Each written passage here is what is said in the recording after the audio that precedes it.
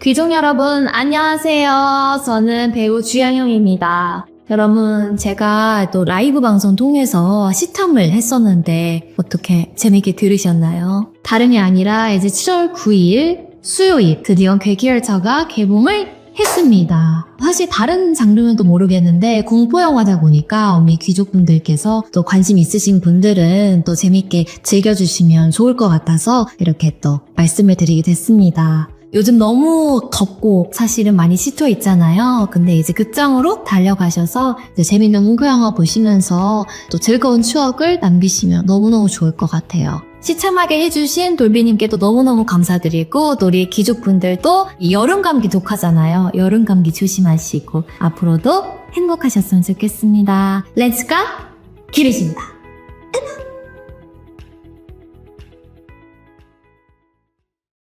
자, 안녕하십니까. 이번 이야기는 시청자이자 배우 주현영님께서 찾아오셨습니다. 드디어 주현영님께서 시들무에 방문까지 하셨는데 또 섬뜩한 실화를 가지고 오셨거든요. 그래서 어떤 이야기로 찾아와 주셨는지 같이 한번 들어보도록 하겠습니다.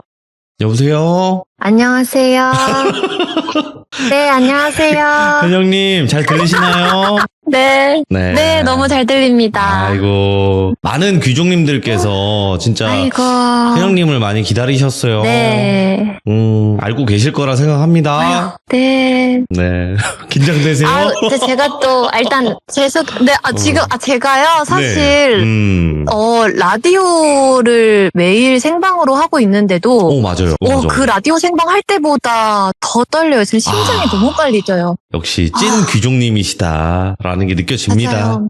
그리고 현영님, 네. 저도 소식을 직접 들었다기보다도 검색을 계속 매일매일 하는데 내일 영화가 개봉을 해요? 네, 맞습니다. 근데 왜 그거를 굳이 막 얘기를 안 해주셨어요? 사실 계속 개봉이 밀리기도 했었고, 예. 그리고 무엇보다 사실 제가 이제 귀족이라는 거를 이제 많은 귀족분들이 좀 알고 있다고 저도 이제 들었거든요. 예.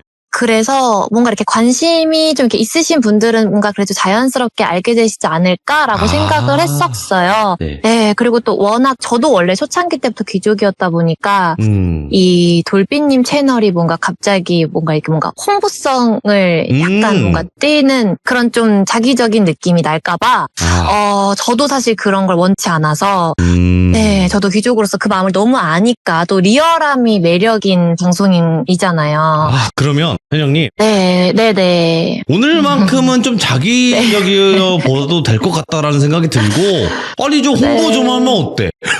네.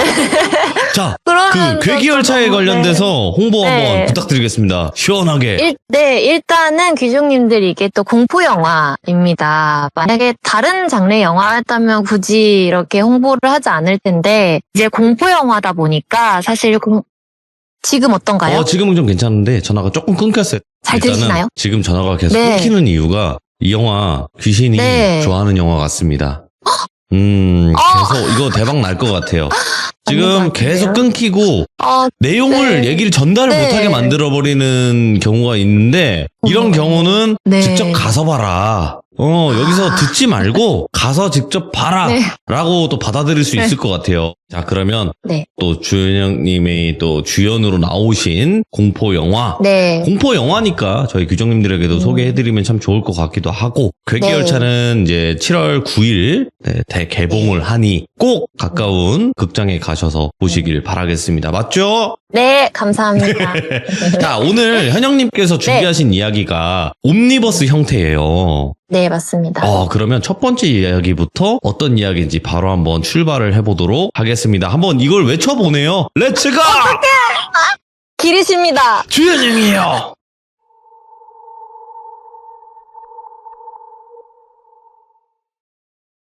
네, 이 이야기는 저희 친언니가 겪은 일인데요. 저희 언니가 지금 이제 89년생인데 이제 초등학생 때 그 당시에 이제 약간 서당 캠프에 가보신 분들이 있으실지 모르겠는데 저희 언니들이 부모님들께서 맞벌이를 하셔서 언니들을 서당에 보내셨어요. 청학동의 그런 서당에. 네. 그 지역을 사실 저는 이제 어딘지 들었는데 그 지역까지 얘기를 하면 살짝 좀 예측이 될 것 같아서 장소가. 그래서 그냥 어느 지방이라고 말씀드릴게요.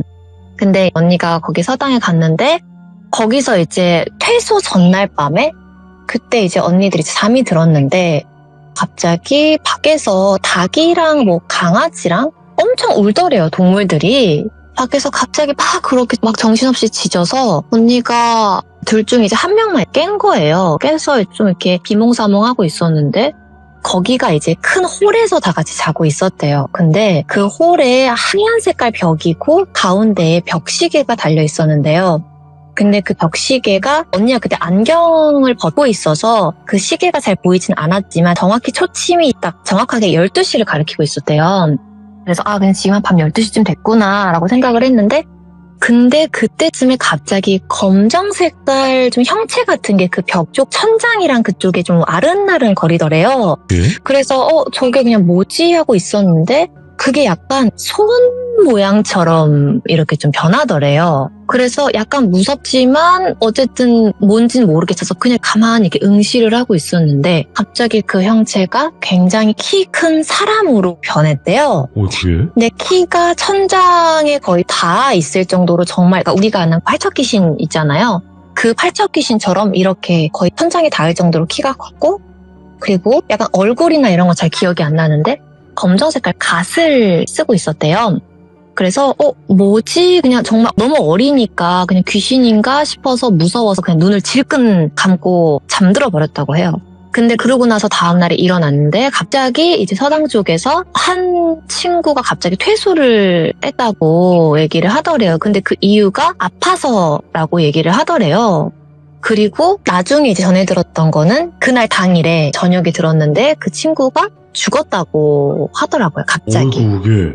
네, 아파서 퇴소를 했는데 거기서 이제 좀 그렇게 됐다고. 근데 거기에 있었던 어떤 한 친구가 갑자기 구석에서 되게 울더래요. 막 오열을 했대요. 그래서 왜 그러냐 하고 보니까 그 친구가 엄청 울면서 자기가 사실 어젯밤에 뭐 귀신을 봤다는 식으로 뭐 얘기를 하면서 막 울었대요. 근데 그 친구가 그렇게 된 친구랑 가장 친하게 지냈던 친구였는데 자기가 어젯밤에 그런 귀신을 봤고 그래서 막 혼자서 벌벌 떨면서 울었다고 하더라고요.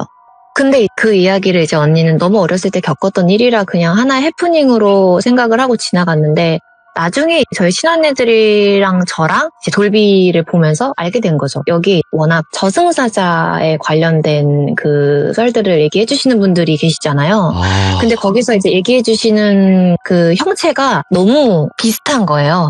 저희 언니가 먼저 얘기를 꺼내더라고요. 잠깐만 내가 예전에 봤었던 그 형체가 검정색 갓을 쓰고 있었고 키가 엄청 컸고 뭔가 사람인데 거인 같은 그런 느낌을 받았었는데 근데 그 귀족님들이 말씀해 주시는 그 저승사자랑 형태가 너무 비슷하니까 거기에서 이제 저랑 언니들은 약간 저승사자의 존재를 좀 그래도 믿게 됐던 그런 또 하나의 짧은 이야기가 있습니다. 제대로 보셨다 언니분이. 혹시 그 돌비님께서 보시기에도 좀 맞는 것 같나요? 왜냐면 그 형체를 보고 나서 거기 있던 아이 한 분이 돌아가신 거잖아요, 결국에. 네, 맞습니다. 그러니까 좀 그 연관성을 뭐 배제할 수는 없겠죠? 네. 맞습니다. 네. 독특하네. 좀 짧은 얘기였습니다. 어차피 오늘 옴니버스 형태니까. 자, 이제 그러면 두 번째 이야기인데 두 번째 이야기는 뭘까요? 네, 두 번째 이야기는 제가 겪은 얘기인데요. 아마 이 이야기를 되게 디테일하게 하기가 좀 조심스러운 부분이 이제 저의 너무 가깝지는 않은 어떤 지인이 또 걸려 있어서 그래서 조금 두루뭉술하지만서도 어쨌든 귀족님들께서 잘 이해하실 수 있도록 얘기를 해볼게요. 저는 사실 예전부터 사주나 타로를 보는 걸 좋아했어요. 네. 부모님께서 좀 그런 걸 안 봤으면 하셔 기독교시거든요. 근데 제가 너무 어렸을 때부터 그런 초자연적인 현상이나 이런 거에 관심이 많다 보니까 어쩌다 보니 제가 어떤 타로랑 사주를 같이 보시는 분을 좀 알게 됐어요. 근데 그분께 제가 사실 굉장히 주기적으로 봤거든요. 그래서 매년 신년 운세, 뭐 말년 운세부터 해서 힘들 때 찾아뵀던 분이 있는데 그분한테 제가 한 3년 정도를 다니다 보니까 완전 단골이 됐잖아요. 그분이 평상시엔 굉장히 괜찮았는데 어느 날 한 3년쯤 됐을 때 그분을 뵀는데 그분이 얼굴이 거의 막 해골처럼 말라 계시는 거예요. 그래서 제가 선생님 어디 아프세요? 라고 여쭤봤는데 그냥 막 되게 두루뭉술하게 넘기시면서 그냥 제가 삼재라서 그래요 하면서 이렇게 넘기시더라고요. 그래서 그러시구나 했는데 그분께서 그날 갑자기 저한테 찬영 씨가 너무 제 단골이기도 해서 제가 갑자기 부적을 그냥 무료로 써주고 싶다고 얘기를 하시더라고요. 예.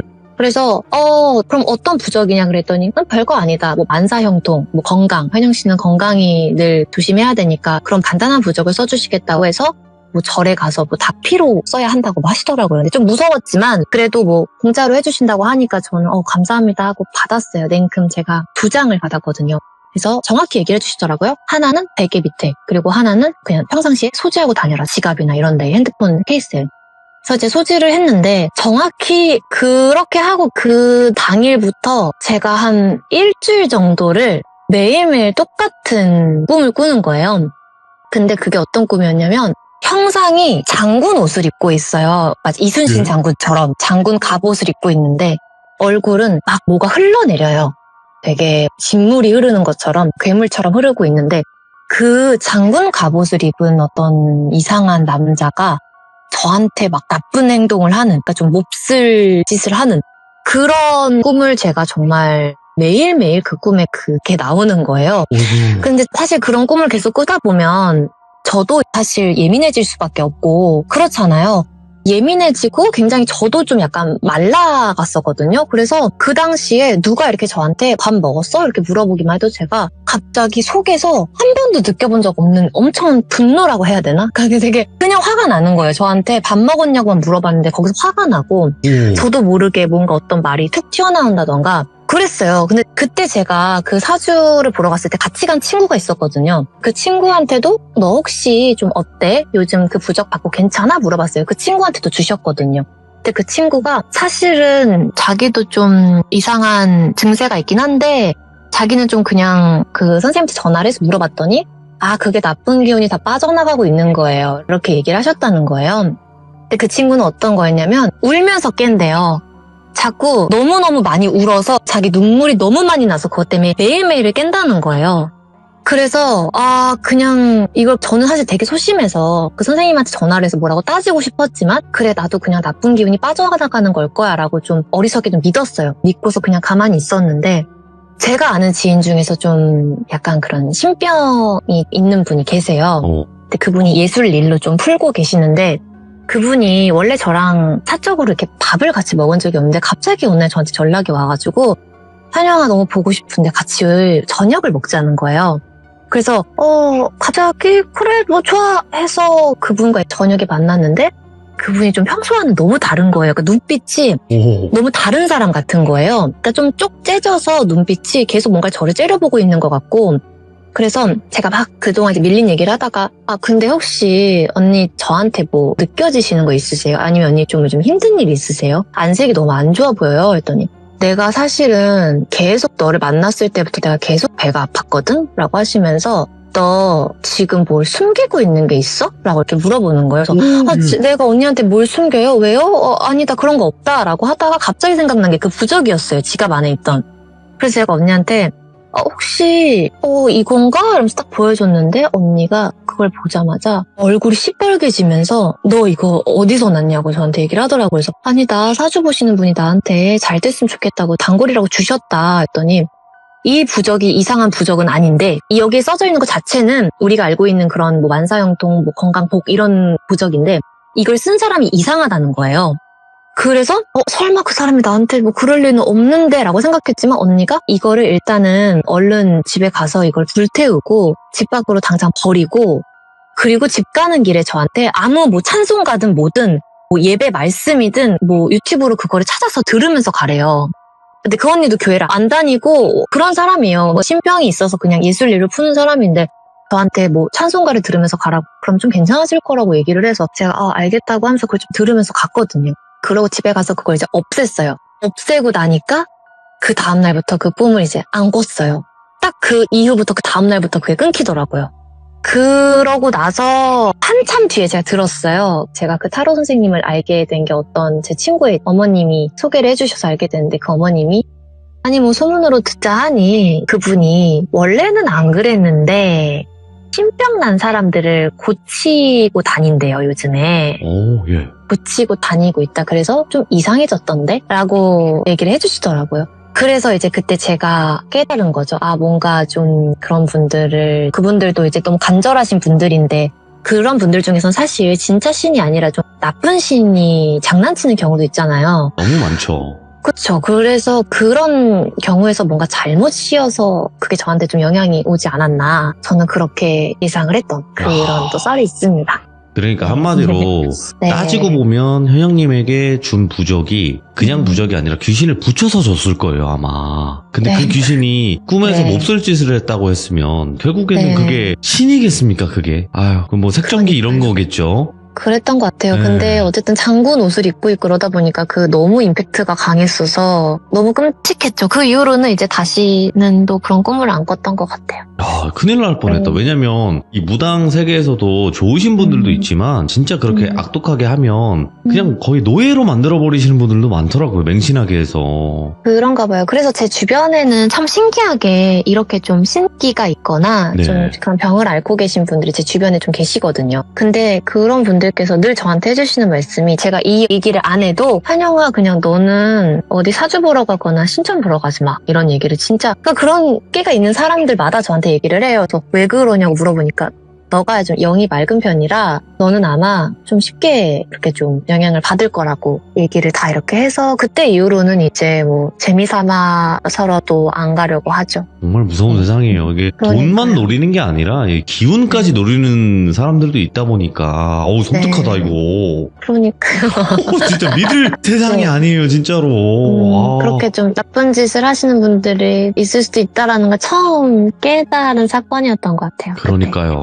그러면 네. 회장님이 겪었던 정말 또 섬뜩한 이야기까지 들려주셨는데 또 한 가지 네. 정도 한번 들어보면 네. 좋을 것 같은데 어떤 걸까요? 네, 이것도 조금 짧은 이야기인데 이건 네. 또 제 이야기가 아니고 저희도 이번에 영화 찍었을 때 그 네. PD님께서 이제 영화 파묘를 촬영하시면서 겪으셨던 일에 대해서 저한테 얘기를 해주셨던 건데 사실 그때 파묘 영화에는 그 뭐 많은 무당 선생님들의 자문을 좀 구해서 만들어진 영화잖아요. 그렇죠. 예. 그때 파주 세트장에서 어느 날 촬영을 하고 계셨는데 영안실 세트를 만들어서 그 영안실 장면을 찍고 계셨대요. 근데 거기 이제 계셨던 무당 선생님이 그 PD님을 갑자기 부르시더니 되게 조심스럽게 저기 그 검은 연기는 특수효과 같은 건가? 이렇게 여쭤보셨대요.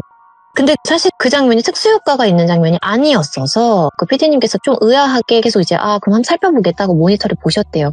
근데 아무리 봐도 PD님 눈에도 그 제작진분들의 눈에도 검은 연기 같은 게 눈에 전혀 안 보이더래요.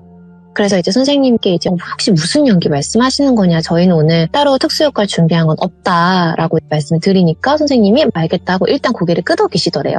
그리고서 바로 자리에서 일어나셨대요. 근데 그 선생님이 굉장히 좀 엄청 평상시에도 좀 따뜻한 분이라고 하세요. 근데 그래도 그때 좀 기분이 싸한 그 느낌을 다 같이 좀 느끼셨다고 해요. 그래서 그러고 나서 한참 뒤에 저녁을 먹으면서 PD님이 선생님께 여쭤본 거죠. 아까 왜 그런 걸 물어보셨냐. 그러니까 선생님께서 그 영안실 문짝에 사람들이 쫙 누워있다고 말씀을 하셨대요. 그래서 그거를 쫓아내주셨다고 걱정하지 말라고 그렇게 얘기를 하시더래요. 근데 그날따라 아픈 사람이 좀 많고 다들 그 얘기를 하기 전에도 기운이 계속 이상하다고 얘기를 하셨었대요. 그래서 일단 알겠습니다 하고 PD님이 더는 안 여쭤봤다가 나중에 그 소품팀의 대표님한테 여쭤봤는데 그 문짝이 오래전에 있었던 그 병원에서 왔다고 얘기를 하셨대요. 그 문짝이 그래서 어디서 왔는지? 네, 정확히 어떤 뭐 병원인지 뭐 그런 거는 알 순 없지만 말씀해 주시기로는 그 굉장히 오래전에 그 병원에서 왔었던 실제 그 문짝을 가져온 거였을 거라고 얘기를 하시더라고요. 그래서 아마도 그 선생님께서 그런 걸 좀 현장에서 보시지 않았나 이런 또 이야기가 있습니다. 너무 더 듣고 싶어. 뭐 짧은 거 하나 더 있으면 가도 좋을 것 네. 같아요. 예. 이것도 비슷하게 촬영장 얘기고 네네네. 이건 이제 저희 영화가 이번에 괴기열차잖아요. 맞죠, 근데 맞죠. 사실 그 이전에 괴기맨션이라고 하는 영화가 전에 있었어요. 맞아. 네, 이것도 이제 그 PD님께서 저한테 이제 얘기를 해주셨던 건데, 그 괴기맨션에서 어떤 한 배우 선배님께서 어떤 장면을 찍으시는데, 싱크대 앞에서 개수구를 바라보는 장면의 클로즈업을 찍을 때였대요. 그때 그 PD님께서는 모니터에 그 화면을 보고 계셨는데 이제 레디 액션이 있기 전에 보니까 선배님의 표정이 살짝 좀 미묘하시더래요. 그리고 나서 그 컷을 이제 그냥 찍었는데 몇 번 테이크를 가고 그 테이크 슛 사인이 딱 들어가기 전마다 꼭 선배님의 표정이 굉장히 미묘하시더래요. 그래서 선배님이 이제 모니터로 돌아오셨는데 PD님한테 물어보시더래요. 혹시 그 세트장의 싱크대 위에 주방 창문 그 조그만 창문에 혹시 지금 누가 있냐고 이렇게 물어보시더래요. 그래서 네. 아니에요 하면서 무슨 일이시냐 하니까 되게 멈칫하시면서 뭐 아니다 아닐 거야 아니야 라고 하시면서 얼버무리셨대요. 그래서 일단 PD님이 바로 확인을 하시려고 세트장의 그 창문 뒤편을 확인하러 갔대요. 그리고서 돌아와서 선배님께 말씀을 드렸죠. 거기 아무도 없다고. 그랬더니 선배님이 조심스럽게 말씀하시더라고요. 선배님이 촬영을 하는 동안 액션 사인이 났는데 누가 그 창문으로 선배님을 이렇게 지켜보고 있더래요.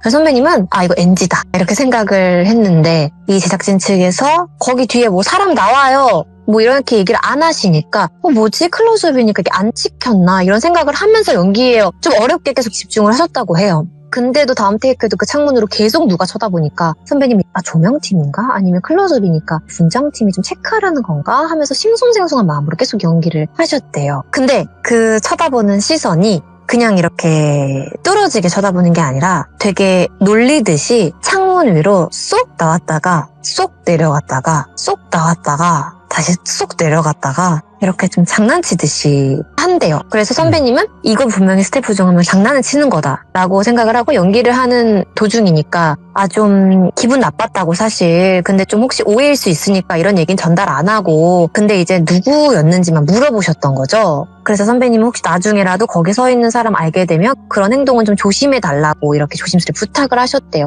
근데 정말 PD님과 그 다른 사람들도 그 창문 뒤편으로 가서 확인을 했을 때 거기가 일단 사람이 들어갈 수가 없는 곳이었고 그냥 조명기 하나가 겨우 서 있는 굉장히 작은 공간이었었대요.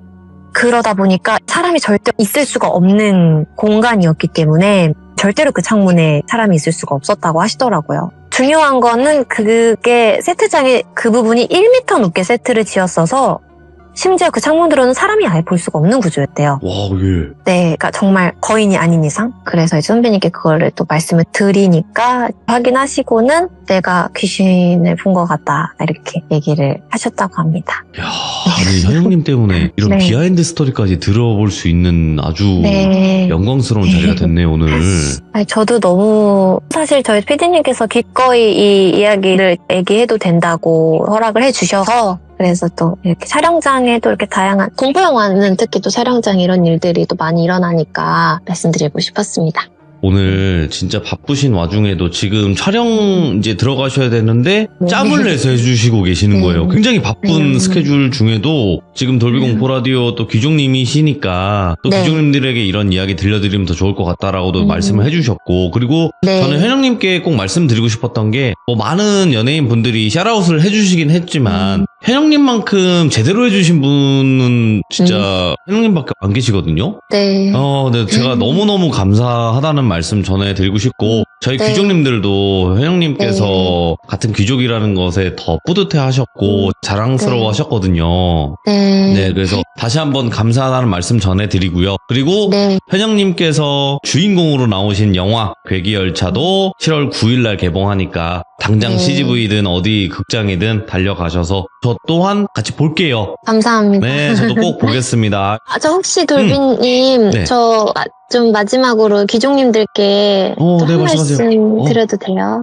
네, 일단 너무 떨렸어요. 그 이유는 제가 정말 너무 팬이었고 이 홍보도 사실 그냥 홍보를 핑계 삼아서 사실 출연을 하고 싶었고 그래서 사실 저는 이 돌비 또 이전의 공포물 자체를 너무너무 좋아했어서 어렸을 때부터 공포영화나 소설을 굉장히 많이 봤거든요. 근데 아마 여기에 그런 분들도 계실 것 같고 또 실제로 저는 좀 더 아까 그 부적 일은 그렇게 지나가서 다행이지만 사실 이 돌비 얘기를 보면 이게 가벼운 해프닝으로 그냥 지나가는 게 아니라 좀 힘든 시간을 보내는 분들이나 좀 안타까운 사연들 보면서 사실 되게 마음도 많이 안 좋았었거든요. 맞죠. 그래서 이게 흥미로운 소재는 맞지만서도 실제로 좀 고통스러운 그런 일들을 겪은 분들께는 그런 귀족분들도 듣고 계실 것 같아서 하루빨리 회복되시거나 괜찮아지시고 다시는 그런 일을 절대 안 겪으시길 바라고 또 응원하는 마음이 있다고 말씀드리고 싶었고요. 또 제 얘기 들어주셔서 너무너무 감사드리고 그리고 또 돌비님께도 이런 공포 콘텐츠 다루시면서 재미도 그렇고 위로도 같이 주시는 것 같아서 그런 모습도 너무 감명 깊게 보고 있었어요. 그래서 너무 또 제가 리스펙합니다. 항상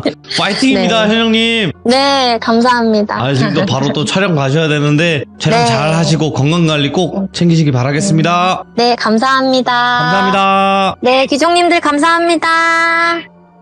정말 현영님의 또 진심이 느껴지네요. 그냥 영화 나왔는데 홍보 핑계로 진짜 시들만 한번 참여해보고 싶었어요 라고 전에도 계속 말씀하셨거든요. 따로 연락을 하셨을 때도. 근데 진짜 찐 귀족님이세요. 진짜로 시들무 정말 많이 생활하시면서 여러분들처럼 일어나서 들으시고 뭐 이동하면서 들으시고 그러시는 분인데 우리 같은 귀족님들이 함께 한마음 한뜻으로 괴기열차 봐야 되지 않겠습니까? 저 내일 당장 보러 갑니다. 7월 9일 개봉이니까 바로 출발합니다. 감사합니다, 현영님. 그리고 우리 귀족님들도 현영님 많이 응원해 주시길 바라겠습니다. 감사합니다.